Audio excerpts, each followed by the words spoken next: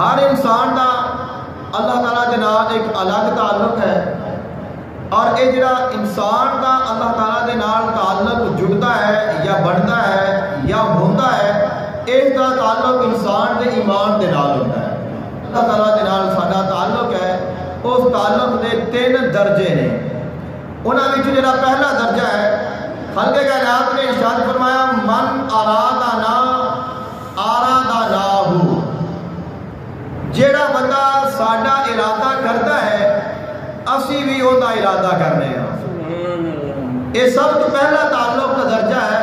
خالق کائنات نے ارشاد فرمایا اگر انسان میرے واسطے کوشش کرتا ہے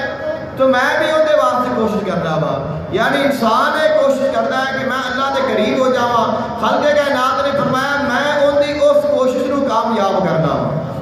اندے وچ اندی مدد کرنا وا، اندے وچ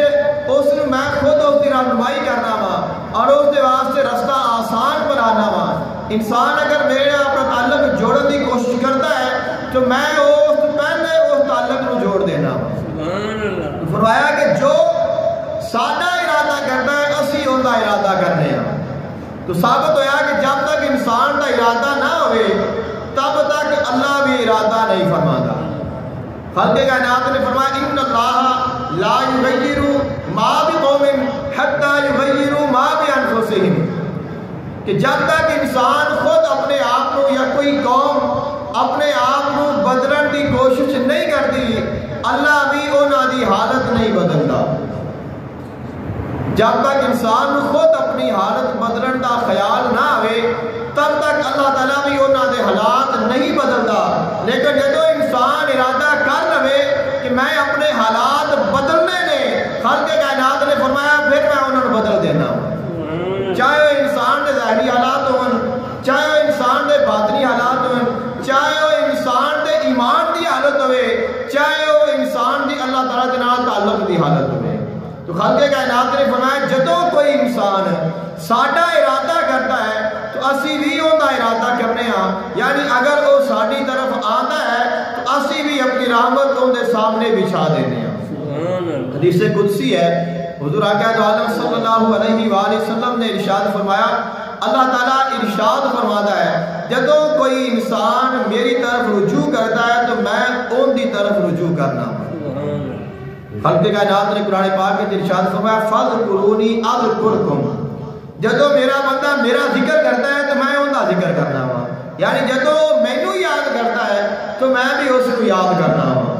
آقا علیہ السلام نے فرمایا اللہ تعالیٰ ارشاد فرماتا ہے اگر میرا بندہ میری طرف ایک بلشت آتا ہے تو میں ایک ہاتھ اس کے قریب ہو جانا وا، اگر میرا بندہ میری طرف چل کے آتا ہے تو میری رحمت ان کی طرف دوڑ کے آتی ہے۔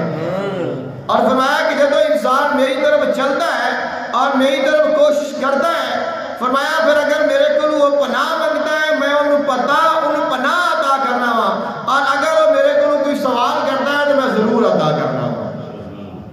اور اس سے حدیث پاک ہے خالق کائنات نے ارشاد فرمایا میں اس بندے دا اتنا قریب ہو جانا وا یہاں تک کہ میں ان دے ہاتھ بن جانا وا جنہ دے نال وہ پکڑدا ہے،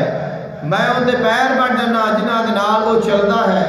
میں اس دی نگاہ بن جانا جس دے نال وہ ویکھدا ہے، میں اس دی سماعت بن جانا جس دے نال وہ سندا ہے،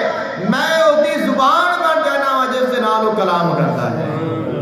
یعنی اللہ تعالیٰ جدوں کوئی انسان اپنا تعلق رب دے نال جوڑتا ہے ان دی کوشش کرتا ہے تو خالق کائنات نے ارشاد فرمایا میری رحمت اس بندے نو ڈھانپ لیندی ہے یہاں تک کہ ان دا ہر جڑا عضو ہے جسم دا ہر حصہ ہے اس حصے میں میری رحمت عیاں ہو جاندی ہے۔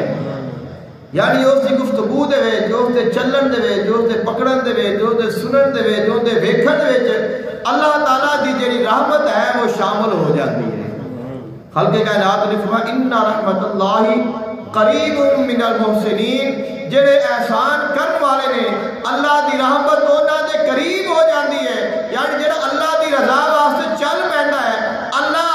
اپنی رحمت ان دے قریب کر دیندا ہے یہاں تک کہ جڑا ان دے قریب ہوئے اللہ انہوں بھی رحمت عطا کر دیندا ہے۔ خالق کائنات نے ارشاد فرمایا